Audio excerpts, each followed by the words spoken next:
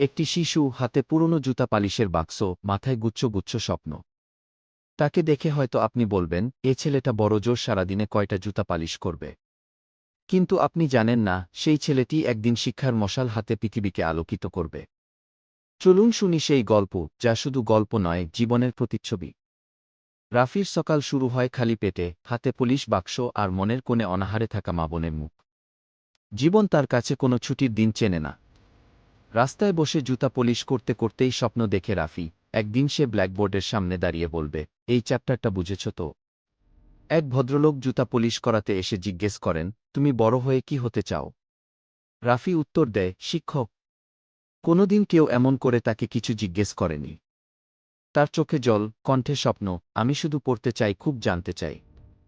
ভদ্রলোক বলেন, আমি তোমার পাশে আছি।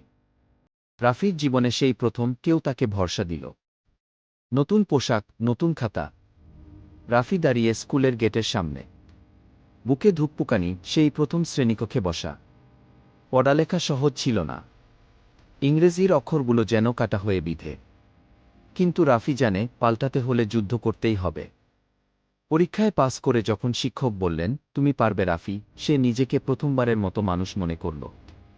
মা যখন ছেলের প্রথম পরীক্ষার ফলাফল দেখে কাঁদলেন, তখন সেটি ছিল আনন্দের কান্না। এই কান্না রাফির হৃদয়ে নতুন সাহস জোগাল।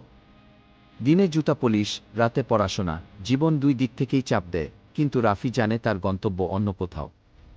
জুতা পালিশ করেই কি মাস্টার হবি? লজ্জা নয়, প্রশ্নটা রাফির ভিতরে আগুন জ্বালিয়ে দিল। পড়াশোনার পাশাপাশি রাফি শুরু করল নিজের মতো করে বস্তির ছোট শিশুদের পড়ানো।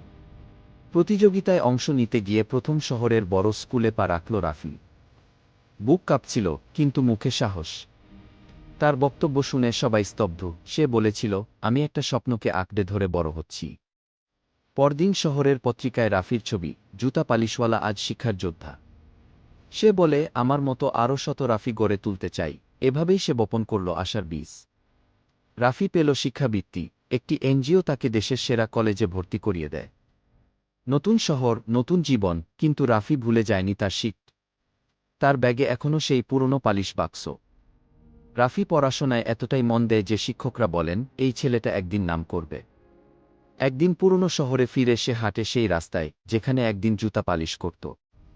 সে গড়ে তোলে আলোর পাঠশালা, যেখানে গরিব শিশুদের জন্য বিনা পয়সায় শিক্ষা দেওয়া হয়। মা বলেন, তুই আজ শুধু আমার নয়, দেশের গর্ব। সেই শব্দ রাফির সমস্ত কষ্ট মুছে দেয়। সে এখন বক্তৃতা দেয়, বলে, নিজের স্বপ্নকে ছোট ভাববেন না, জুতা পালিশ করেও স্বপ্ন বাঁচে। একসময় যাকে লোকজন চিনত না, এখন টিভিতে তার সাক্ষাৎকার হয়। রাফি বলে, যখন আয়নায় তাকাই, দেখি সেই ছোট ছেলেটাকে, যে কখনো হাল ছাড়েনি। আজ সে শুধু নিজের জন্য নয়, একটি শিক্ষিত জাতির স্বপ্ন গড়ে তুলছে।